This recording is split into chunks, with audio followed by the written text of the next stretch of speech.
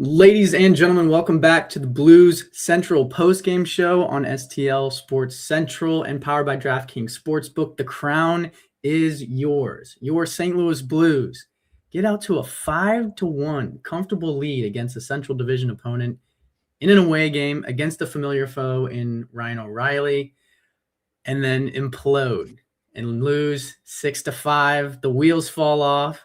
Classic case of Jekyll and Hyde that we've seen throughout the course of this season. Thought the result was going to be different. You thought that a 4-goal lead was safe. My God, you were so wrong. Look at you. How embarrassing. I'm Thomas Welch here with Mike Meyer. We're going to be breaking it all down. I feel like there's kind of two schools of thought here, Mike, and I'm going to take one side. Maybe you take another side. Maybe chat takes it a completely different side. You're either ripped apart internally because you thought, my God, this game's going to be different. This team looks amazing. First half of this game, come out flying in the first period. Pretty strong showing. Second period, you're holding the Preds shotless 10 minutes in. You got a 5-1 lead, and you're like, oh, we're finally finishing. Jake Neighbors is the future of this core. This line with Buchnevich and Kyrou is phenomenal. We're starting to build the pieces, build the synergy. Buchnevich is fine in the back of the net. He's making $8 million. We haven't seen that throughout the course of this season. And then the second half happens, and you're like, oh, yeah, this is the St. Louis Blues. Which side of the fence are you on, Mike? Let me know. Let chat know. What's going down? Do you want the long version or the short version? Because I wrote down a short version, but I've got... Give me the long version, bro. I want to hear your unbridled passion, emotion seeping through this microphone and this camera right now. Guys, this is the kind of loss that just makes you sit back and just stare at a screen and just wonder what on earth happened to this team. What are they trying to even be? Because you chase UC Saros, one of the, not a top goalie here in the league, but a very respectable goalie. You're up 5-1. Your stars are rolling. Your kids are producing. Your defense is active. For 30 minutes, you look like you're a team that actually has a pulse. And I get it. Everybody wants to be able to tank here at this point. Everybody wants Ivar. I want Ivar here on this team. The Stenberg connection would be fantastic. But it's certainly nice to be able to always look at it and say, guys, our team is winning. They're beating a division rival. I love games here like this. But then the entire thing detonates. And it's not just slowly, not subtly, not one bad bounce. It is a full-scale, total system meltdown. Nashville didn't just push back here, in my opinion. They walked through the Blues system like they weren't even there.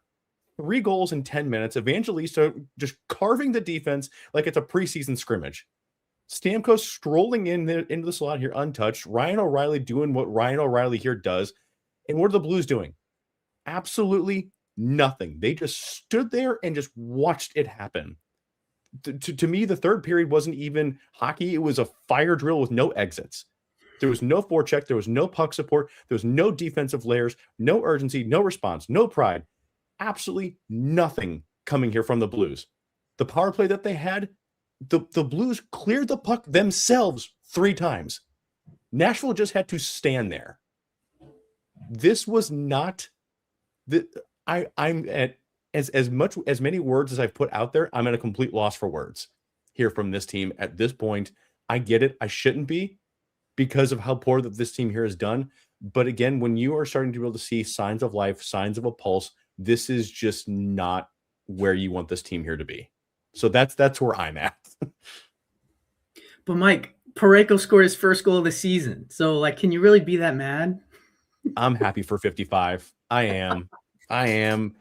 Buchnevich has looked fine at times here at center. Jake Neighbors is back. Great. It's just, okay.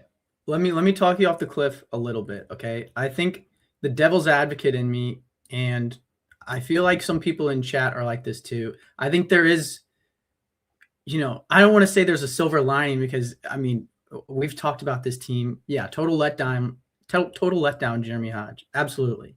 But that's kind of what we've come to expect from the St. Louis Blues this season. So when they went up 5-1, I think as much as you don't want to say it, that little devil in the back of your head was like, it's not safe. Absolutely not. Still time. Absolutely not. Especially against this team, especially against this defense, especially against the goaltending this year.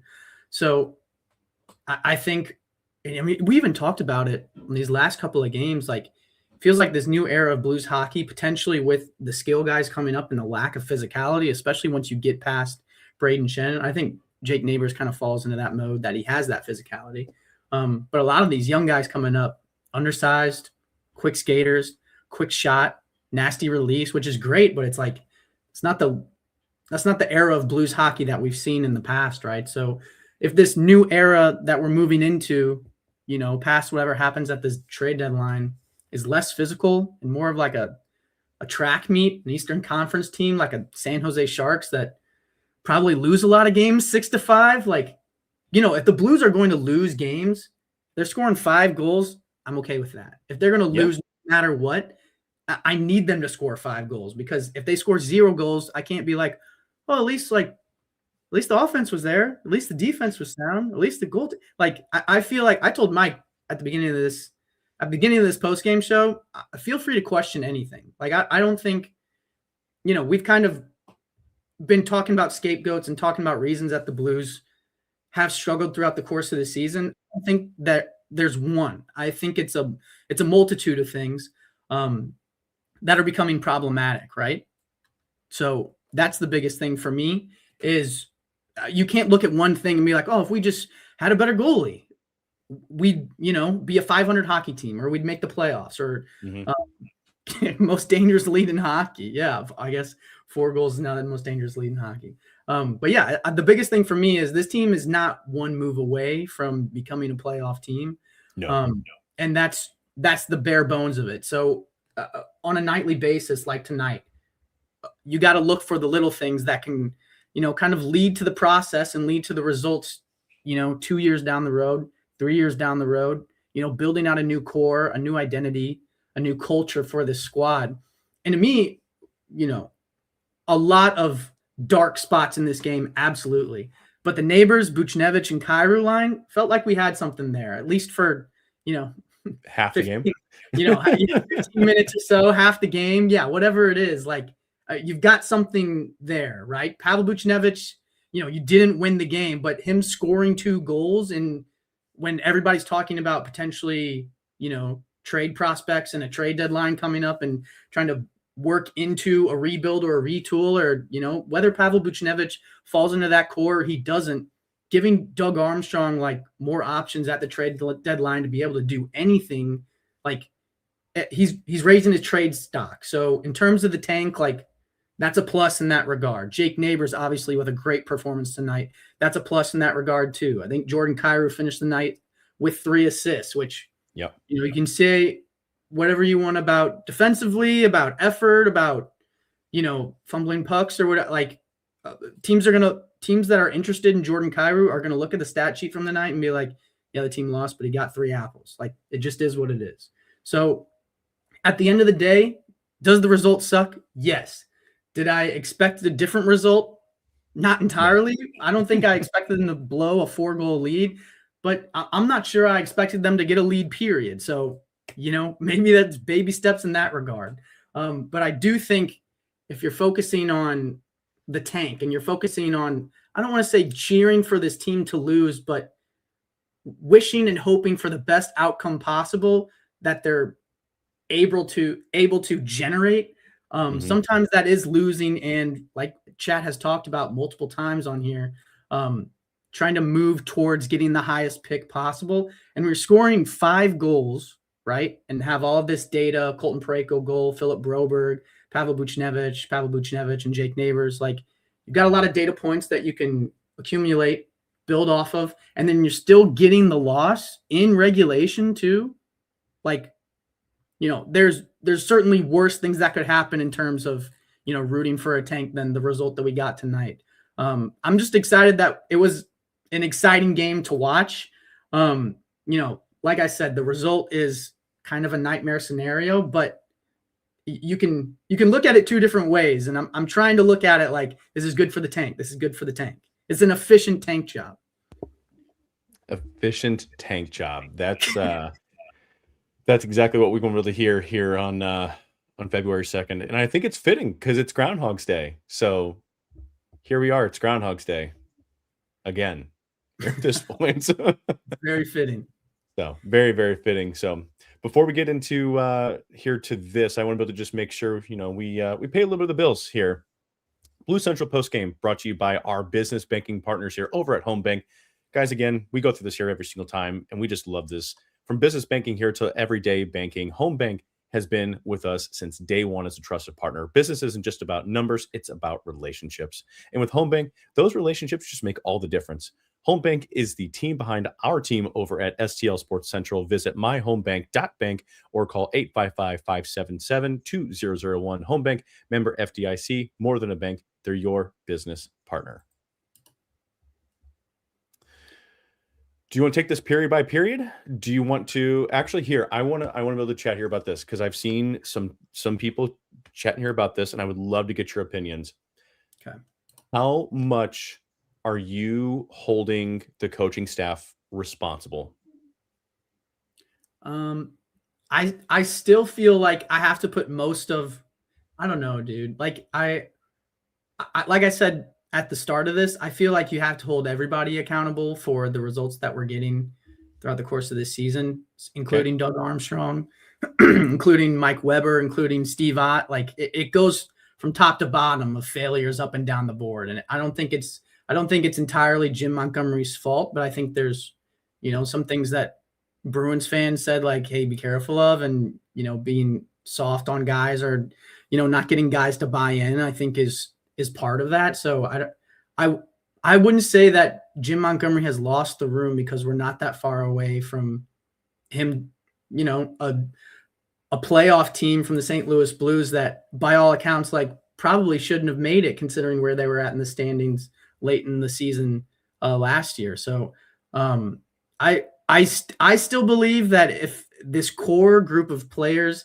has been running through, some of them Mike Yeo, but most of them Craig Berube, Drew Bannister, and now we're talking about Jim Montgomery. Like I can't in good faith put myself in the shoes of Doug Armstrong and be like, we have to fire another coach. Like that's the way, you know what I mean? Like giving this core another chance after, years and years of this sample size and really the massive inconsistency that we've seen, not just this season, but going back to last season. It's just like, it's not sustainable for any like NHL hockey team. Like, and I think we saw the stark contrast between, the fight and the capability of even a Nashville Predators team that is, not far above 500 record. And obviously they were off to a nasty start, a brutal start. And they kind of completely flipped it around. And I think they've keeled off as of lately and just kind of regressed to the means. But this is not, it's not like you're talking about, the Edmonton Oilers or like, one of the absolute juggernauts of the NHL right now. Like this is a pretty like, middle of the pack team that just came back from a 4-goal deficit on you. And in the third period, knocked you around like you were like a crash test dummy. Like, yeah, there's a 500 team this year.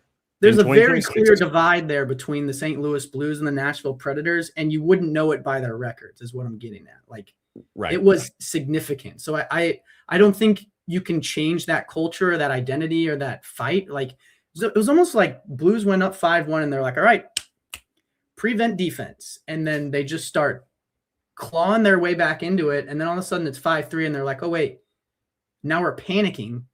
And then they come out in the third period and just get clobbered. Like, I don't know. That is not Blues hockey that I've seen in a long time, especially from the competitive nature that Doug Armstrong specifically in his time as the GM has gotten them into the playoffs more often than not. So like, I think Doug Armstrong is certainly at fault to some level in this whole thing too. But also at the end of the day, like his track record before this has been pretty significantly tilted on the positive side of the spectrum. So like, I don't know, it's just tough to wrap my head around how fast and how significantly the Blues have declined into the product that we're seeing right now. But it's shocking. It's staggering. It's brutal to watch. And hopefully they have a way to figure out, drag their way out of this, whether it's moving on from the core, moving on from, Mike Weber and getting the penalty kill back. I don't know. There's, like I said, I think every opportunity is potentially on the table right now. But we just saw Brendan Donovan moved with the Cardinals today, and it felt like obviously there's a lot of people that are like, oh, dude, I loved Brendan Donovan. But I think the majority of Cardinals fans were like, hey, I get it. Like, I don't want Kyle Bloom to come in and be a sitting duck and just be like, oh, we got to see what we're working with this season before we like start making moves. Like, he came in and kind of having a fire sale, but he's getting good value from the guys that he's moving and really like forcing the hand and moving the direction of the team towards the future. And for me right now, I'm frustrated with Doug Armstrong because it feels like he's sitting on the fence when everybody else has jumped off and been like, there's no shot, right? So like, yeah, we're all just waiting on moves for him to make, and he hasn't made any moves yet. And we're thinking, oh, like maybe it's just, the Olympic break and they'll just wait until after it. But it's like, if it happens after it and nothing happens, it's like, you're just still perpetually waiting. And it's like, just tell me what direction you want to go, because I think everybody's on the same page about what direction the fans are going. So I'd like to see Doug Armstrong kind of aligned with that. And it feels like we've had this conversation. I feel like I'm ranting, so I apologize. But it feels like we've had this conversation multiple times throughout the course of this season, where they're getting blown out in the home opener, where they're getting blown out by Chicago Blackhawks or whatever teams. Like, oh, dude, this is the straw that breaks the camel's back. Like, everybody's going to be gone tomorrow. Like, Doug's going to start blowing things up, and it just never happens. So, like, I even watching this game, I'm like, well, maybe this is the dynamite. Like, maybe this is, you drop the grenade in the basement and all of a sudden the house falls down. But, like, I have zero faith I'm going to wake up and anything's going to be different tomorrow, because we've seen this result happen multiple times throughout the course of the season and nothing's happened. Yeah, absolutely. And to your point here, like about Doug, you need two to tango, and you need the other owners and the other general managers who are willing to be able to sign off and say, yeah, I'm willing to be able to pay these guys, especially, for several weeks while they are not playing, while these guys are either, on break here for the Olympics or they're over at the Olympics.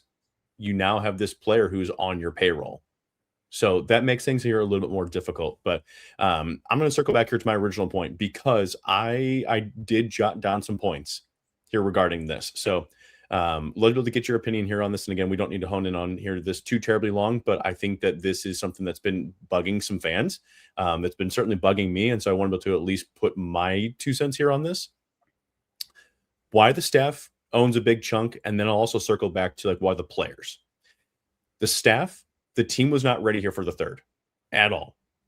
They were getting pushed around here near the end of the second period, and then Nashville came out here with a plan. They were ready to be able to attack, and Nashville came out here with a solid plan, and they were ready.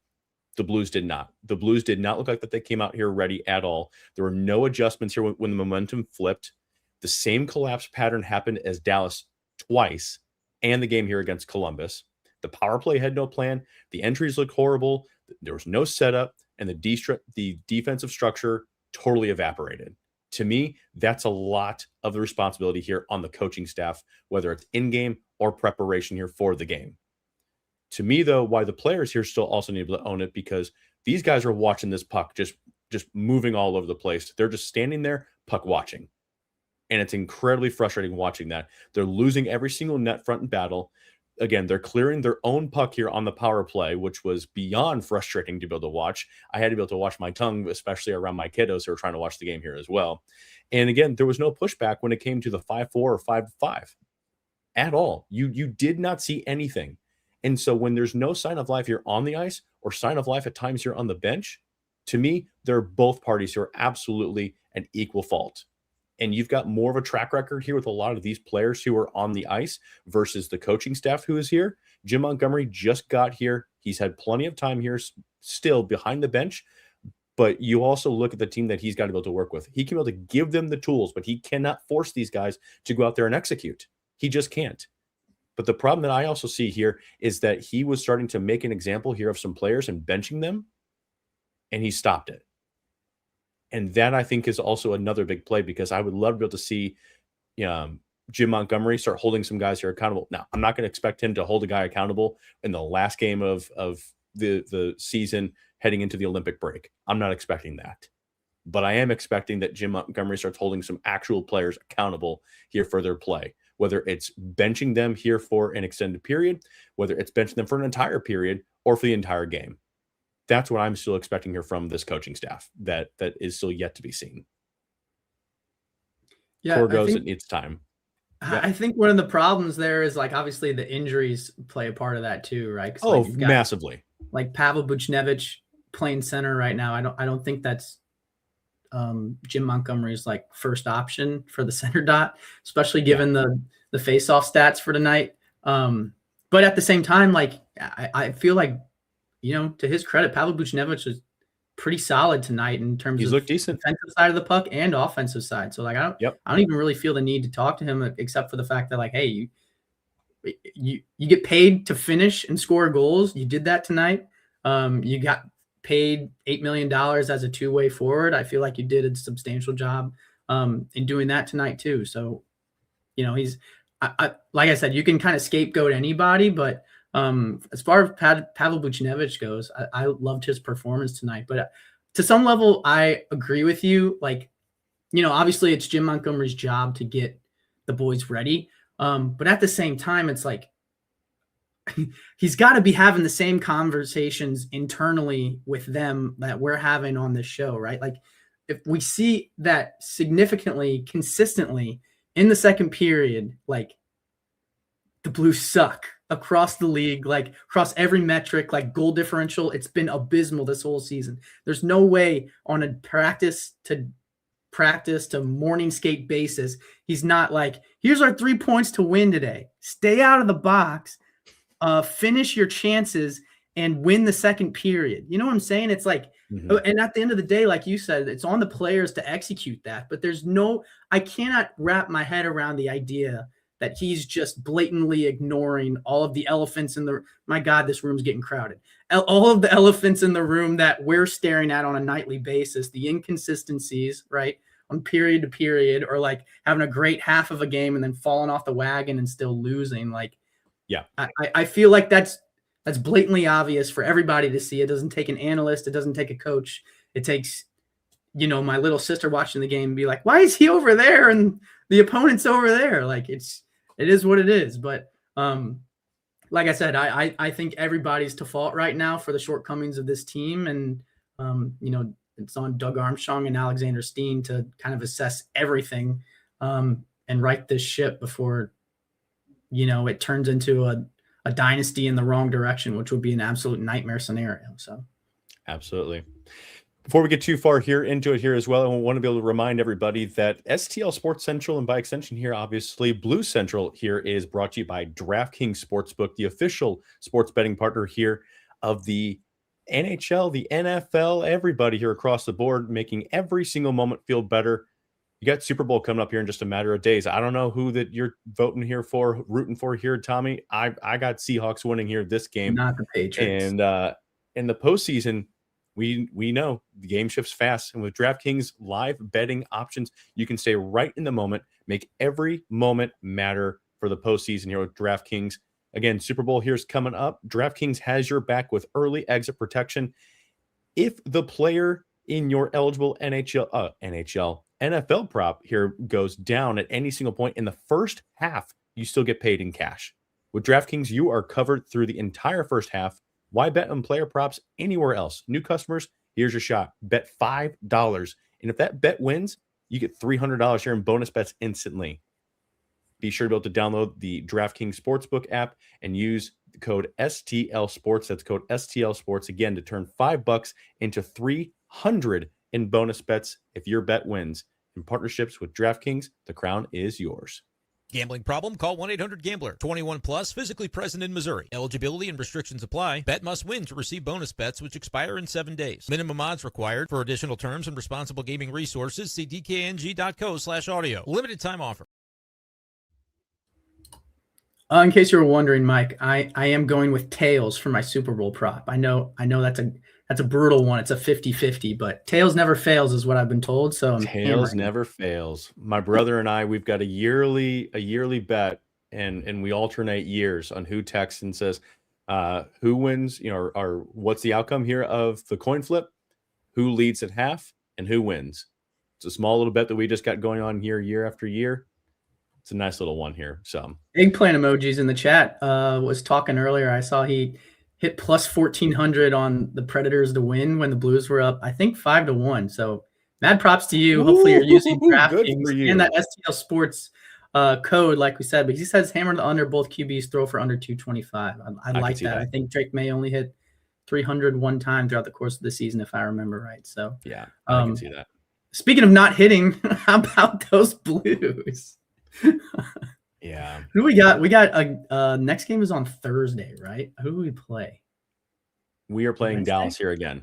Oh, Jesus. That's awesome. Yep.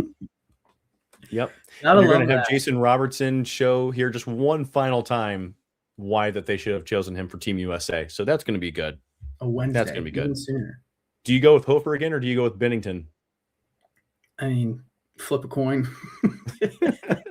Tails never fails. Maybe Benner and then dangle him at the deadline or dangle him over the Olympic break.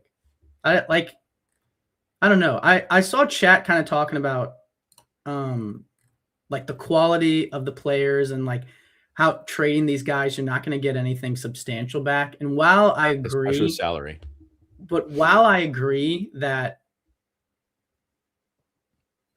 like on some level, I agree with that because Doug Armstrong doesn't have any leverage, but there's obviously a market, you know, whether it's in the Eastern Conference or whether it's in both conferences for Jordan Kyrou, just solely based off of the way that teams play, right? And that are looking for top 6 forwards that have consistently been in that role in a contract that's, you know, it probably based off of this season is not great, but based off of the career that he's had for the St. Louis Blues in being a top scorer, like it's probably going to age well as the cap salary, like as the cap goes up. And you know, I think there's varying degrees to that. And you're probably never going to get a good return for a goalie based off of what we've seen. But you know, Stanley Cup probably bumps you up a couple $1 million too, or, you know, like a better draft pick or whatever it is. So I think, especially as the deadline looms closer, especially as these teams start gearing up for playoff pushes and based off of, like you said, Mike, the contracts, like there's a lot of guys that have expiring contracts like coming up soon. And it's not necessarily like a rental till the end of the season. It's more of like a year and some change. And I think that's attracted to some players as well. And a guy like Justin Falk is just on an absolute rampage right now. Like if you're a playoff team looking for a player to come in and kind of elevate your back end, even if he's not in, you know, a top pairing role, Dustin Falk is absolutely that guy. And he's got all the determination in the world to, like, you know, go win one, especially after playing on the St. Louis Blues this season. Like, you think he's not going to be excited about going to greener pastures and being like, hey, you're in the playoffs now. Like, good luck. You've got a chance at the cup. Like, I look at him as a really good fit for the Minnesota Wild. I mean, besides, I'm just saying, division, I don't know how they would pull that off. I don't think. I'm just saying, and then maybe a Braden Shen to Utah. We're just gonna trade all of our guys to the Central, dude. You know what? Let them take the aging vets with the contracts. How about that? Let them take the aging vets with the contracts. That's all I'm saying. Is you help them this season. That's fine. Take them this season, and then you let them be able to just continue to be able to do what they're going to do. We'll get the younger guys. We'll get the picks. We'll get the prospects. That's okay. That's okay. I just think like realistically, like I think Justin Falk will probably get you like a first and like a mid to low level prospect or somewhere around there, like, or even just a first. Like, I think that's solid, right?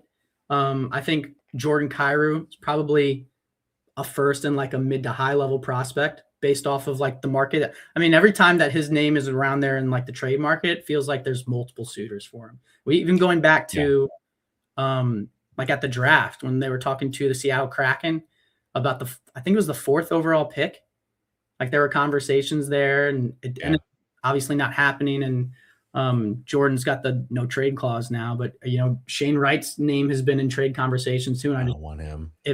I know, but I just wonder if those two are like linked at all. You know what I'm saying? Like I'm sure Doug Armstrong's been calling them.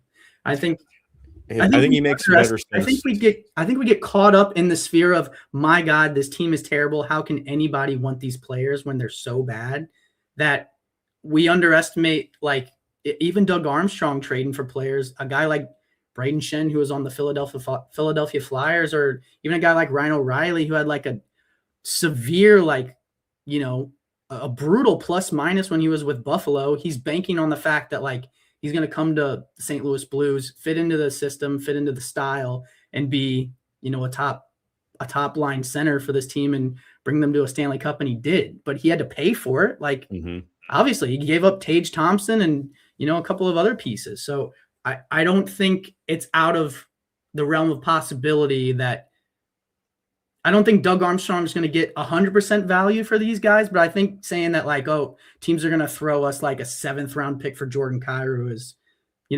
insensitive to the level of play and the level of, exterior market that he will actually demand.